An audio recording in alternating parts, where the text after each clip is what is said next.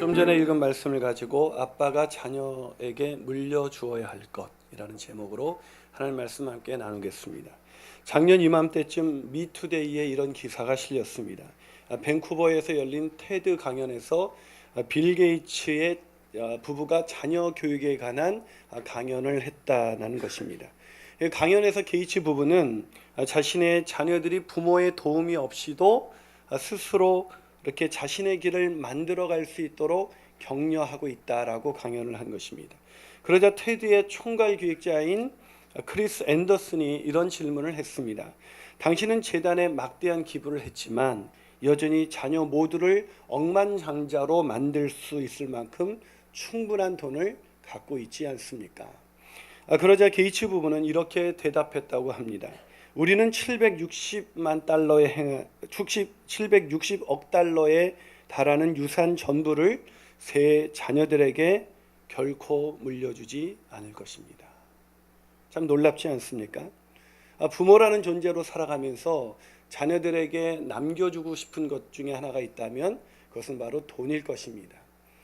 이 황금 만능주의 이런 자본주의 사회 속에서 아이들이 돈이 있다면 얼마든지 아이들이 정말 잘 살아갈 수 있다. 뭐 이런 생각을 갖는 것이 보통 부모들의 그런 생각이 아니겠습니까? 그런데 오늘 게이츠 부부는 자기 자녀들에게 돈을 물려주는 것보다도 자신이 스스로 독립해서 부모의 도움 없이도 그렇게 자신의 일을 해나갈 수 있도록 격려하는 것, 이것이 훨씬 더 중요한 유산이라고 우리에게 말해주고 있는 것입니다. 여러분은 자녀들에게 어떤 유산을 물려주기를 원하십니까? 오늘 본문은 믿음의 1세대, 2세대, 3세대가 나옵니다. 첫 번째 세대는 여호수아 세대입니다. 믿음으로 가나안 땅을 정복했던 세대죠. 두 번째 세대는 여호수아 뒤에 생존한 장로들 세대입니다. 그리고 3세대는 그 후에 일어난 다른 세대인데 이 세대는 여호와를 알지 못하는 세대였다고 오늘 성경은 말해주고 있습니다. 놀랍지 않습니까?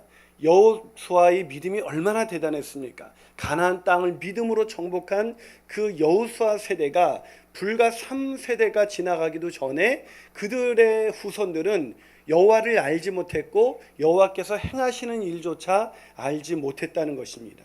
사랑하는 여러분, 우리가 이 땅에서 살다가 이 땅을 떠나서 우리가 천국에 입성하게 됐을 때 천국에서 바라보니 우리의 자녀들이 믿음이 없다, 하나님을 떠났다, 하나님을 알지 못한다고 생각한다면 그 어찌 얼마나 끔찍한 일이 될까요? 아마 천국이 아닐 것입니다. 천국에서 나는 이렇게 좋은 천국에서 주님과 영원토록 영생하면서 사는데 그곳에서 바라보니 애들이 믿음을 갖고 있지 않다. 그러나 안타깝게도 오늘날 한국도 이런 이 사사기에 일어난 이 3세대가 여호와를 알지 못하는 것처럼 우리의 자녀들도 하나님을 알지 못한 채, 아니 여호와께서 행하신 일조차 알지 못한 그런 세대로 바뀌어가고 있습니다. 애들이 이 교회 학교 애들이 얼마나 없는지, 정말 교회 학교가 없는 교회들이 뭐 너무너무 많아서 중고등부가 없는 교회가 한 교단에서 조사를 해봤더니 50%의 교회가 중고등부가 아예 없었습니다. 이제 아이들이 교회를 떠나서 하나님을 떠나서 믿음 없는 세대 가운데 살아가고 있는 것입니다. 사랑하는 여러분, 우리가 자녀들에게 물려줘야 될 것이 많이 있지만 무엇보다도 믿음을 물려줘야 됩니다.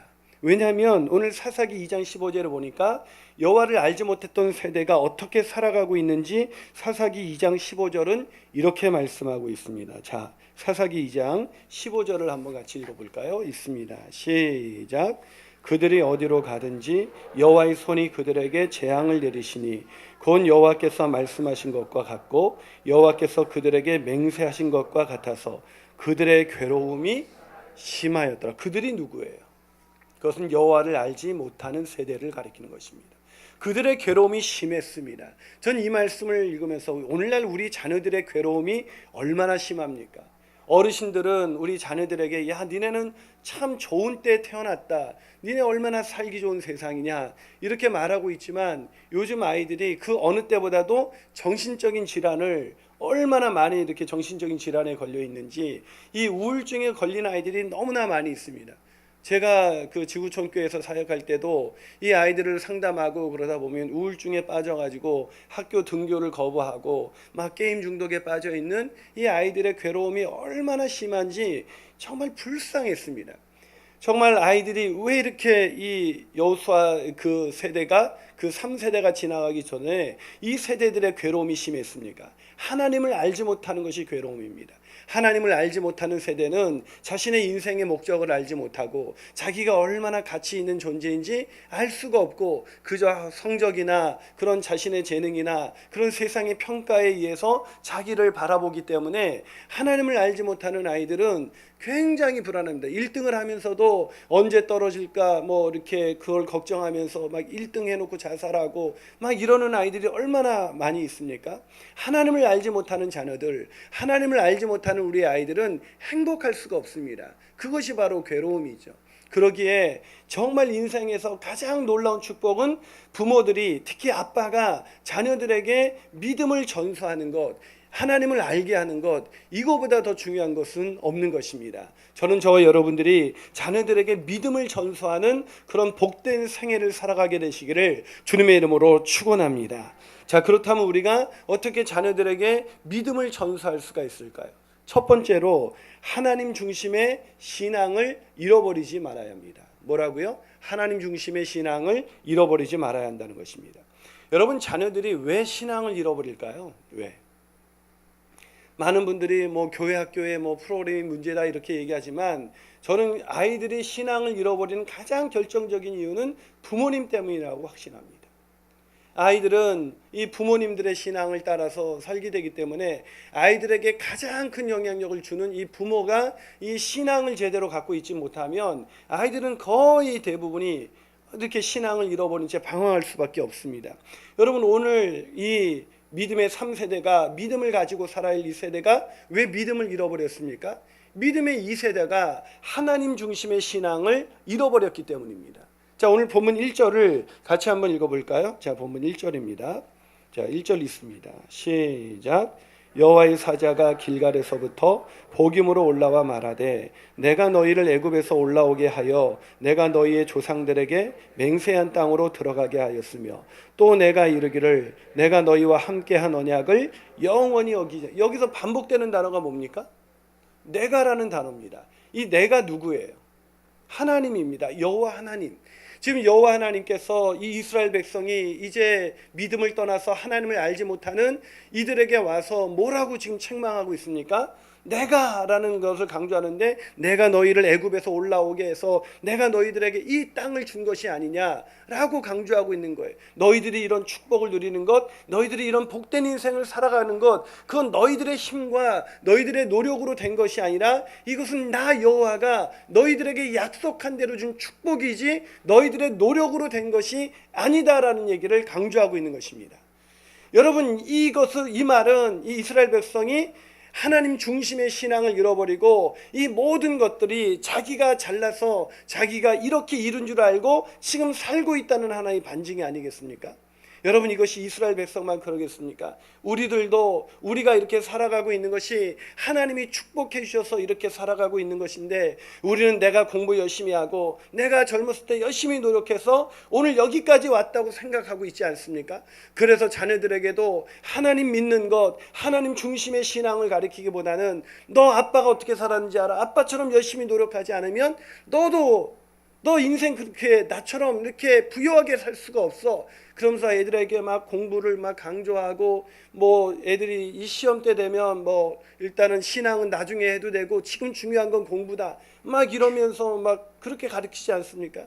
지난주에도 애들 중간고사 기간 동안에 보니까 우리 교회도 별반 다르지 않아서 애들이 시험 때라고 얼마나 많이 빠지는지 제가 그걸 보면서 가슴이 그 보고를 듣고 나서 야, 진짜 그 아이들이 믿음을 가질 수가 있을까? 근데 보니까 저도 마찬가지더라고요. 저도 우리 애들이 이제 한참 뭐 이렇게 사춘기를 지나고 있는데 한 번은 가정 예배를 드리다가 얘들아, 우리 인생에 있어서 너희들의 인생에서 가장 중요한 게 뭐냐? 제가 이제 대답이 오직 하나님입니다. 이런 답을 기대하고 가장 중요한 게 뭐냐 그랬더니 애들이 하나님과 돈이요 그러더라고요. 하나님도 얘기했지만 하나님도 중요하지만 돈도 중요하다는 거예요. 제가 참 지금은 제가 여러분 앞에 부끄러운 고백을 하지만 그 아이들의 고백을 듣고 깜짝 놀랐어요. 애들이 어디서 이걸 배운 걸까요? 여러분, 성경은 하나님과 돈을 겸하여 섬길 수 없느니라. 여러분, 돈은 가치입니다. 사람들이 정해놓은 가치이기 때문에 돈이라는 것은 가치잖아요. 가장 세상 사람들이 중요하게 여기는 가치. 그렇기 때문에 성경은 하나님과 돈을 겸하여 섬길 수 없다고 그러는데 애가 왜 이렇게 됐을까? 왜 이렇게 됐겠습니까? 뭐 아버지를 잘못 만나서 그런 거 아니겠습니까? 제가 그 아이들에게 부지불식간에 하나님도 중요하지만 돈도 중요하다는 걸 강조하는 거예요. 제가 생각해 보니까 제 마음속을 그 고백을 듣고 제가 사실은 이 마음속에 제 자신을 막 돌아보니까 제가 늘 세상 이렇게 사는 걱정 속에 늘 빠져있는 제 자신을 목격하게 됐습니다. 애들을 이렇게 학원도 변변하게 보내지 못하는 상황 속에서 어떻게 학원을 보내야 되나 뭐 이런 여러 가지 생각을 하면서 저도 여러분과 똑같이 노후를 걱정하고 막 그렇게 살고 있는 제 자신을 보게 된 거예요. 내가 굳이 아이들에게 말하지 않았어도 애들은 아빠의 마음에 하나님도 중요하지만 돈도 중요하다는 것을 아빠가 믿고 있다는 것을 애들은 알아차리는 거죠. 여러분, 하나님 중심의 신앙생활이라는 것이 교회 안 빠지고 열심히 다니고 막 열심히 교회 일하면 그게 하나님 중심의 신앙이 아니에요. 하나님 중심의 신앙이라는 것은 내 안의 마음의 중심에 예수님이 계셔서 예수님이 원하는 뜻대로 내가 물질을 사용하고 예수님이 원하는 뜻대로 내가 시간을 사용하고 예수님이 원하는 뜻대로 우리의 그 아이들을 양육하는 것, 그것이 우리가 하나님 중심의 신앙이 아니겠습니까? 그런데 제 마음속에 그런 생각이 있다 보니까 제가 기억나는 사건이 하나 있더라고요. 한 번은 애하고 얘기하다가 애가 돈을 어려서부터 우리는 애들한테 절약 정신을 가르치기 위해서 애들이 돈을 함부로 쓸까 봐 이렇게 뭘 이렇게 잘 사주질 않았어요. 뭐 사줄 형편도 안 됐지만 그래도 애들이 좋은 거 하나는 지금이라도 뭐 10,000원짜리 뭐 하나도 사주면 막 애들이 막 감격해가지고 막 놀라워하고 막 그래요. 그래서 한 번은 애들이 돈이 노동이라는 걸 가르치기 위해서 애들한테 세연아, 이건 돈이라는 게 단순히 니네들이 사고 싶은 것을 살 수 있는 어떤 그런 게 아니라 이 돈이라는 건 노동이다. 그러면서 이 돈이라는 것은 누군가가 땀 흘려 일한 그 대가이지 이 돈이라는 것이 단순한 종이가 아니다. 그걸 가르치면서 이 노동에는 1시간 똑같이 땀을 흘렸는데도 어떤 사람은 그 노동의 대가로 더 많은 돈을 받기도 하고 어떤 사람은 그 1시간 노동의 대가로 그 적은 돈을 받기도 한다. 이런 얘기를 한 거예요. 그러니까 애 머릿속에 아빠가 내가 지금 나한테 더 1시간을 일해도 더 많은 노동의 대가를 벌 수 있는 그런 돈을 벌 수 있는 그런 실력을 갖추는 것이 중요하구나라는 걸 지금 가르치고 있구나라는 걸 얘가 깨달았던 거죠. 그러니까 아빠가 예배 가운데 너희들의 인생에서 가장 중요한 게 뭐냐 그랬더니 하나님과 돈이 중요하다고 애가 얘기한 거예요. 내가 그때 아이들한테 더 가르쳐줬어야 될, 우리가 아무리 노동을 열심히 해도 이것을 주시는 분은 하나님이시다. 그래서 이것을 우리가 우리의 소유로 생각하지 말고 내 것이라고 생각하지 말고 하나님이 원하시는 뜻대로 사용해야 된다라는 것을 가르쳤어야 되는데, 그것을 가르치기보다는 그 아이들이 어떻게 하면 그런 짧은 노동의 시간을 통해서도 더 많은 재화의 가치를 가질 수 있을까를 얘기하게 된 거예요. 하나님 중심의 신앙을 잃어버리는 것, 하나님만 섬기는 사람이 되어야 되는데 하나님도 섬기는 사람으로 바꾸어버린 것, 그것이 제 안에 있는 그런 하나님 중심의 신앙이 아닌 제 안에 있는 그런 세속적인 가치 때문에 그렇게 된 것이 아니겠습니까? 왜 그런, 내가 하나님 중심의 목사 아닙니까? 목사면 누구보다도 말씀을 많이 읽고 기도하고 그러는데 왜 하나님 중심의 신앙을 갖지 못하는 것일까? 그것은 인생의 목적이 하나님의 영광을 위해서 살아야 되는데, 인생의 목적이 더 많은 것을 얻기 위해서, 풍성한 수확을 얻기 위해서라는 목적으로 변질되는 순간부터 우리는 하나님만 섬기는 인생이 아니라 하나님도 섬기는, 하나님 중심의 신앙생활이 아니라 그냥 하나님도 믿어주는 그런 신앙생활을 하게 되는 것입니다. 사랑하는 여러분, 이게 저만의 이야기입니까? 여러분은 어떻습니까? 여러분의 자녀들이 우리 아빠의 인생을 볼 때, 우리 엄마 인생을 볼 때 우리 아빠는 무슨 일이 있어도 하나님만을 위해서 사는 분이야, 하나님의 영광을 위해서 사는 분이야, 나는 그 뒷모습을 보여주고 있습니까? 저는 어린이 주일을 맞이해서 우리 아이들이, 우리가 천국에 갔을 때 우리 아이들이 아빠가 남겨준 그 신앙, 하나님 도 믿는 신앙, 그 신앙 때문에 그래 내가 교회는 그냥 다녀주는 것이고 밖에서 열심히 일해서 내가 무엇보다도 돈을 많이 벌어야지, 이 신앙, 이 어리석은 신앙을 가르쳐 주지 않게 되기를 주님의 이름으로 축원합니다. 오직 하나님의 중심, 하나님을 중심으로 삼는 신앙만이 아이들에게 믿음을 전수하는 그런 신앙으로 설 수가 있는 것입니다. 한 말 더 나가서 우리가 어떻게 아이들에게, 이 자녀들에게 믿음을 전수할 수가 있을까요? 자녀들에게 믿음을 전수하기 위한 두 번째 스텝은 세상과 타협을 하지 말아야 한다는 것입니다.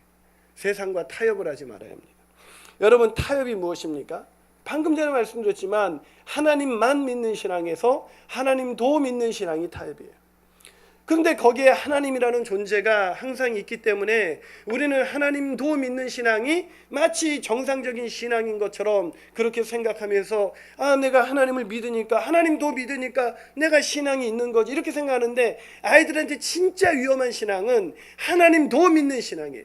차라리 불신자의 가정에서 있는 아이들은 불신자의 가정에서 나타나는 기쁨이 상실되고 평강이 없는 그 가정에서 애들은 오히려 구도자가 될 수 있지만, 적당히 타협하는 이 하나님도 믿는 신앙의 이 신앙의 자녀들이 진짜 위험한 것입니다. 저는 예수를 안 믿는 가정에서 태어났습니다. 그러다 보니 날마다 이렇게 불화가 일어나는 그 가정에서 우리 가정은 왜 이럴까, 늘 그러다 보니까 내 마음속에서 영적인 목마름이 생기고 갈증이 생겼지만, 오늘날에 왜 기독교 인구가 더 많아지고 그 하나님 때문에 축복을 받은 이 우리 세대들이 왜 우리 다음 아이들에게 이 믿음을 전수하는 데 실패하고 있는 것일까? 그것은 차라리 불신자 가정만도 못한 하나님도 믿는, 이렇게 적절히 섞어놓은 타협하는 이 신앙 때문이 아니겠습니까? 오늘 믿음의 1세대인 여호수아 세대는 오직 믿음을 위해서 살았던 세대가 아니었습니까? 믿음만 가지고, 하나님의 약속하신 그 말씀만 가지고 그렇게 그 가나안 땅을 향해서 진격했던 이 세대가 이 세대에 넘어오면서 타협을 합니다. 그 타협이 뭐예요? 여호수아 뒤에 생존한 장로들이 보니까 이 여호수아처럼 믿음으로 이제 가나안 땅에 정복했으니까 이 땅에서 이제 좀 누리고 좀 살아야겠는 거예요. 이 땅 언제까지 고생하고 언제까지 나만 이렇게 살아가는가? 뭐 주일날, 오늘날도 보니까 이번 주도 제가 굉장히 긴장하면서 예배를 준비했어요. 이렇게 예배 인원이 보니까 우리가 알아보니까 지난주에는 시험 때문에 그랬고, 우리 교육자님, 목사님 이번에는 연휴가 껴가지고 다들 산으로 놀러 가가지고 애들이 빠지는 애들이 3분의 1이 넘으니 이거 어떻게 되면 좋겠습니까? 애들이 빠지면 어른들도 빠지는 거니까 애들끼리만 놀러 가진 않잖아요. 그래가지고 제가 이번에 한 10명쯤 올까 우리 교회가, 이렇게 많이 올 줄은 몰랐습니다. 제가 옛날에는 예배 한번 빠지면 큰일 날 것 같이 생각했던 우리 어머님들의 믿음, 차라리 그 믿음이 그립지 않습니까? 예배 빠져도 그냥 아무렇지도 않은 사람들, 그것이 아이들에게 어떤 메시지를 주는지를 알지 못한 채 이제 좀 누려봐야 되지 않겠는가, 적당하게 섞이면서 그 신앙으로 살아가다 보면 거기에 진정한 믿음, 애들이 하나님만 믿어야 되는 그 이유를 발견할 수가 없는 겁니다.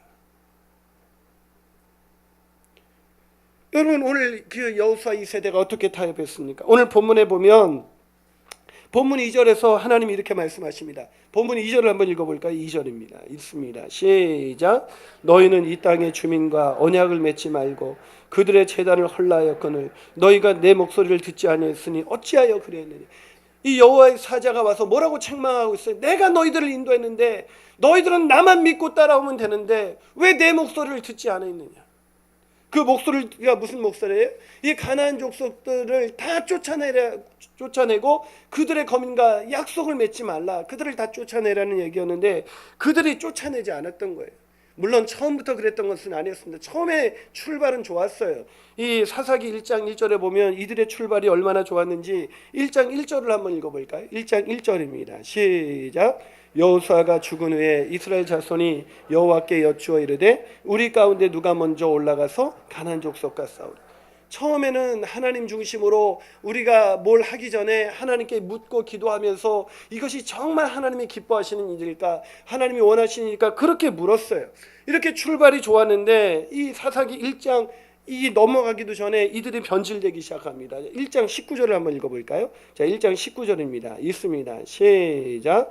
여호와께서 유다와 함께 계셨으므로 그가 산지 주민을 쫓아내었으나 골짜기 주민들은 철병거가 있으므로 그들을 쫓아내지 못. 왜 쫓아내지 못했다고요? 철병거가 있어서. 이 철병거가 있으니 아이고 쫓아낼 수가 없. 우리 힘으로 우리가 어떻게 저걸 쫓아내겠습니까? 철병거가 있는데. 아니 이들이 힘이 있어서 가나안 땅을 정복했습니까? 이 유목민이 이 이집트의 애굽의 노예로 살던 이들이 병기가 있고 무기가 있어서 그렇게 살았습니까? 착각하지 마세요. 우리가 실력이 있어서 여기까지 온 게 아닙니다. 우리가 스카이 대학 출신이라서 여기까지 온 게 아니에요. 그게 하나님께서 인도하신 것인데 이 사람들은 그거를 까맣게 잃어버리고 그냥 오늘도 보면 그 철병거가 있으므로 철병거가 있어서 못 올라간 게 아니라 쫓아내지 못한 것이 아니라 여호와 중심의 신앙, 하나님만 신뢰하는 신앙, 하나님만 믿는 신앙이 없었기 때문에 쫓아내지 못한 거예요. 자, 이들이 어떻게 됩니까? 사사기 계속해서 1장 21절을 보면 계속해서 이런 구절이 있습니다. 베냐민 자손은 예루살렘에 거주하는 여부스 족속을 쫓아내지 못하였으므로. 또 27절 한번 읽어볼까요? 27절 한번 있습니다. 시작. 므낫세가 베스안과 그에 딸린 마을들의 주민과 다하낙과 그에 딸린 마을들의 주민과 돌과 그에 딸린 마을들의 주민과 이블로함과 그에 딸린 마을들의 주민과 무기또와 그에 딸린 마을들의 주민들을 쫓아내지 못하며 가나안 족속이 결심하고 그 땅에 거주. 전 이 가나안 족속이 결심을 했다. 왜 결심했어요? 그들이 쫓아내지 못했다는 얘기는 어떻게 보면 타협을 적절히 하면서 쫓아내지 않기로 결심을 한 거예요. 작정을 한 거예요. 그러니까 가나안 족속도 결심합니다. 뭐라고요? 나도 이 땅에 거주하리라.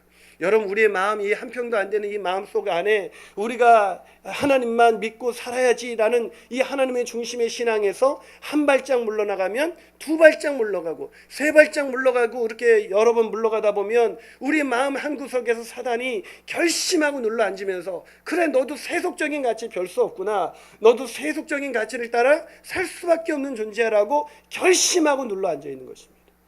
내 안에 그렇게 결심하고 눌러 앉아 있는 그런 이 가나안 족속의 세력이 하나님을 등지고 하나님이 싫어하는 일만 하는 제 마음에 그런 세력이, 그런 가치관이 똘똘 뭉쳐 있어서 그걸 쫓아내기가 점점 어려워지는 것입니다. 이제 결심하고 눌러 앉아 있었기 때문에 어느덧 그렇게 여호와 중심의 신앙생활을 잃어버리고 살다 보면 우리의 마음속은 어떻게 변질돼 가기 시작하냐면 이제 세속적인 가치와 그것이 함께 사는, 그래서 타협적인 신앙이 그냥 평범한 신앙이고 누구나 쫓아가야 될 그런 신앙으로 바뀌고 마는 거예요. 자, 이렇게 결심하고 눌러 앉으니까 이들이 어떻게 됩니까? 그 다음 구절 1장 28절 한번 읽어볼까요? 1장 28절입니다. 시작. 이스라엘이 강성한 후에야 가나안 족속에게 노역을 시켰고, 왜 쫓아내지 않았다고요? 가나안 족속에게 뭘 시켰어요? 노역을 시켰습니다. 여러분 이스라엘이 강성해졌다고 오늘 성경은 기록하고 있습니다. 옛날엔 약해서 뭐 이렇게 하다 보면 그 개콘 기억납니까? 몸이 약해서 뭐 이렇게 되지 않습니까? 우리도 뭐 하려면 믿음이 약해서 뭐 이제 이렇게 하는 거죠. 근데 지금은 강해졌습니다. 강해졌는데도 여전히 이들이 그 가나안 족속을 쫓아내지 않습니다. 왜 쫓아내지 않습니까? 그들이 쓸모가 있는 거예요. 이스라엘 백성은 유목민이었습니다. 유목민이었기 때문에 하나님이 도와주시지 않으면 내일 일을 알지 못하는 거예요. 제가 어렸을 때 참 좋아했던 찬양이, 이게 중학교 때 제가 뭐 이렇게 고난이 많다고 집안에 예수 믿지 않는 가정에서 태어난 아이가 미래가 안 보였는지 내가 아주 좋아했던 찬양이 이거였습니다. 내일일은 난 몰라요, 하루하루 살아요, 불행이나 유행함도 내 뜻대로 안 돼요. 이 찬양을 이 중학교 3학년짜리가 뭐 이렇게 내 뜻대로 안 되는 게 많았는지. 어쩌면 그때는 안정된, 제가 느끼기에도 가정이 그렇게 안정돼서 뭐가 없으니까 늘 하나님만 믿으면서 내일 일은 난 모른다고 하루하루 주님 믿고 살겠다는 그 고백으로 걸어갔던 것 같아요. 근데 이제는 살만하니까 이제 내일이 보이는 겁니다. 내가 이렇게 하고 이렇게 하면 내가 노후에는 이런 시간을 보낼 수 있겠지, 이렇게 지내면 나도 이렇게 살 수 있겠구나 라는 게 보이기 시작하는 거예요.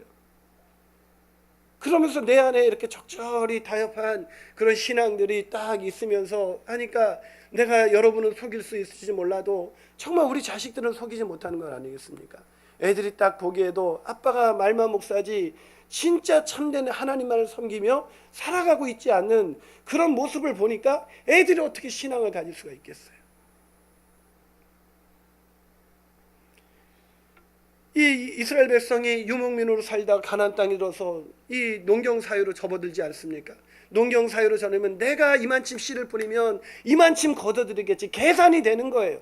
그 계산이 돼보서 보니까 그 계산 중에 하나님이 쫓아내라고 했던 이 가나안 족속들이 힘도 장사고, 이 가나안 족속을 처음에 탐방했을 때, 그 점탐했을 때 그들이 가나안 조민들에서 그 땅의 거민은 강하다고 하지 않았습니까?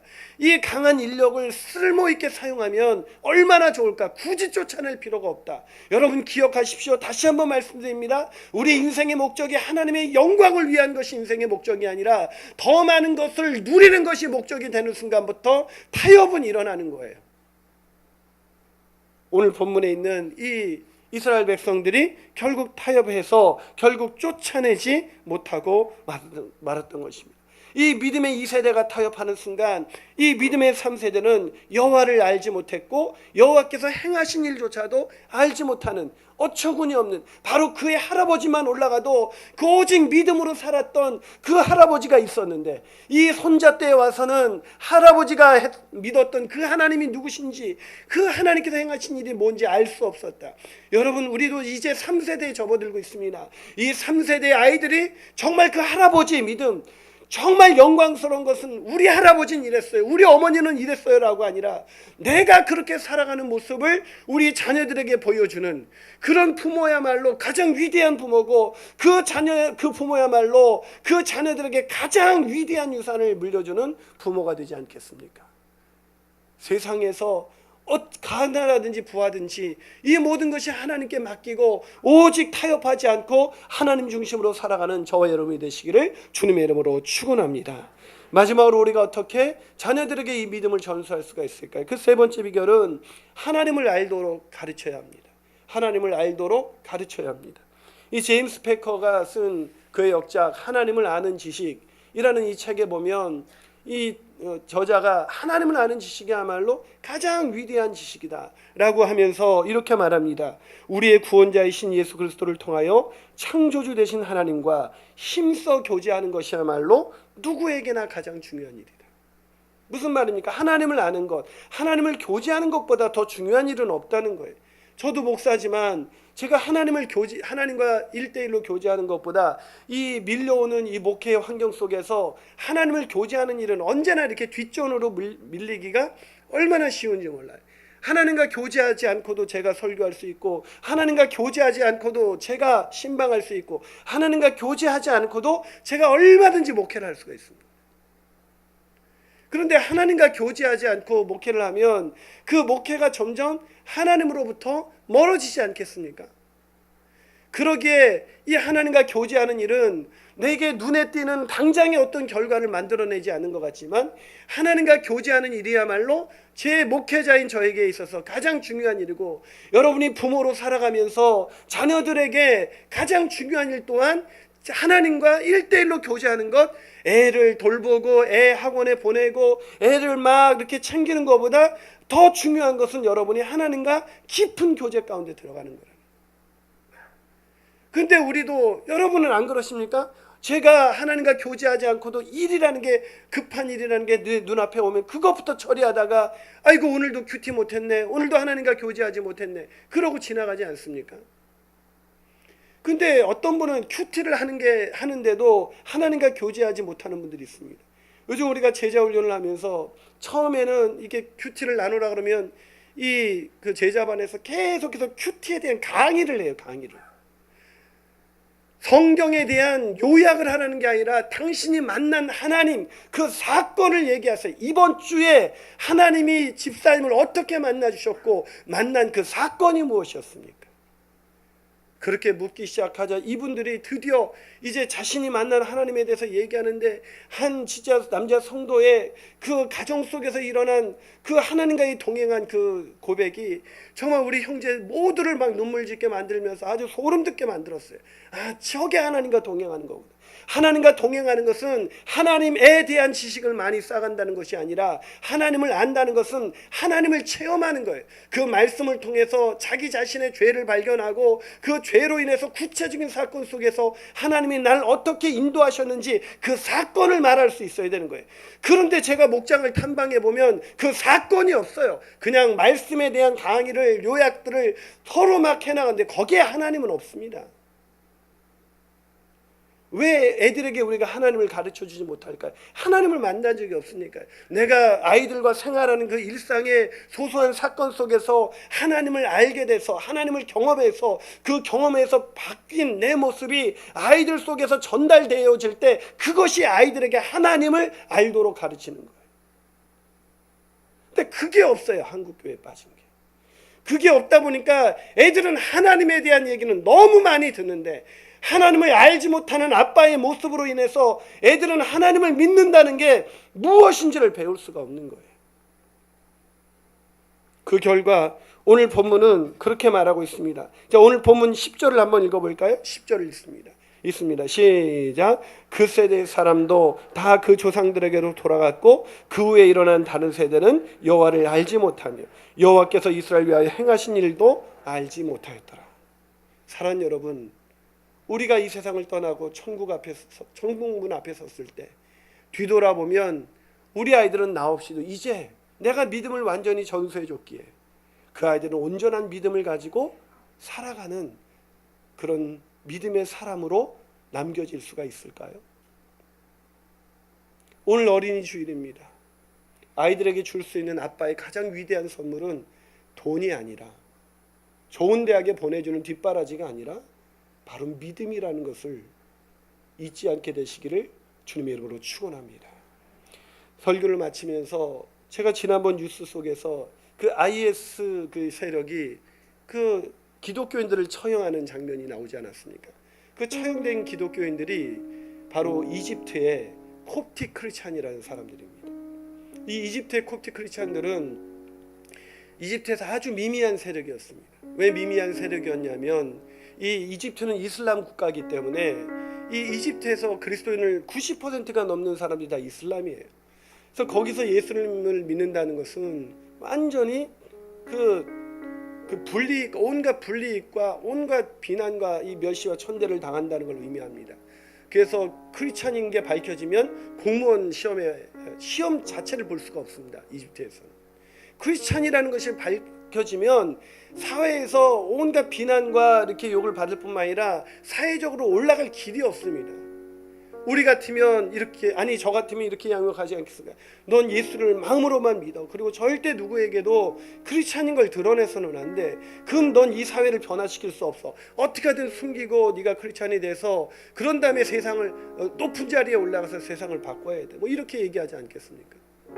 근데 이 크리스찬들이 어떻게 하냐면, 애가 태어나면 제일 먼저 하는 일 중 하나가 뭐냐면, 이 아이들의 오른손에 이 십자가 문신, 지워지지 않는 십자가 문신을 이 팔목에 새겨주는 거예요.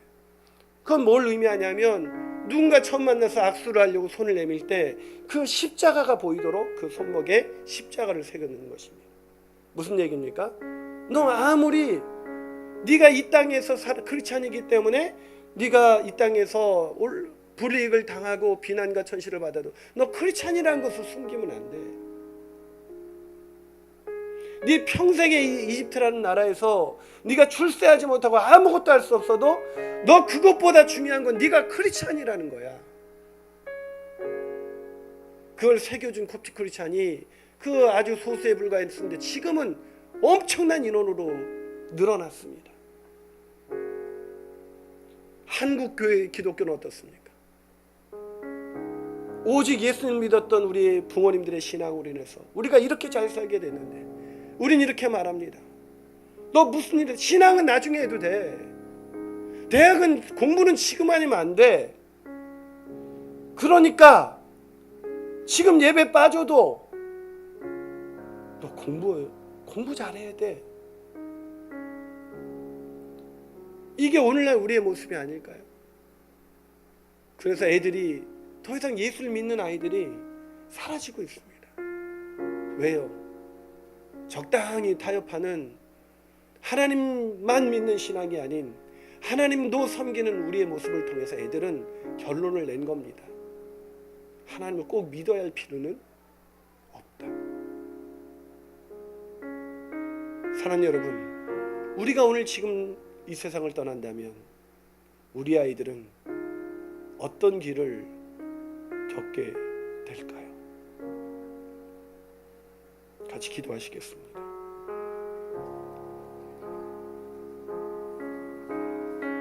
사랑하는 여러분, 여러분의 자녀들을 떠올려 보시죠. 여러분의 자녀들은 예수를 그리스도와 주님으로 믿습니까? 그 아이들 이번 주일에 오늘 어디가 있습니까?